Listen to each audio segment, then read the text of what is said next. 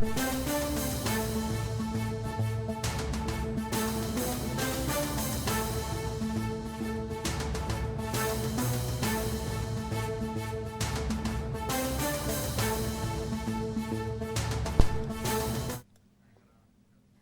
News చూస్తున్నాం.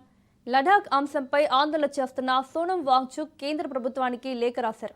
విద్యార్థులపై ఎలాంటి కేసులు నమోదు చేయవద్దని ఆయన కోరారు. ఆందోళనల్లో పాల్గొన్న విద్యార్థులపై కేసులు పెట్టబోమని కేంద్ర ప్రభుత్వం స్పష్టమైన హామీ ఇవ్వాలని వాంగ్చుక్ డిమాండ్ చేశారు. కేంద్రం నుంచి హామీ వస్తే తన దీక్షను విరమించేందుకు సిద్ధంగా ఉన్నట్లు ఆయన తెలిపారు.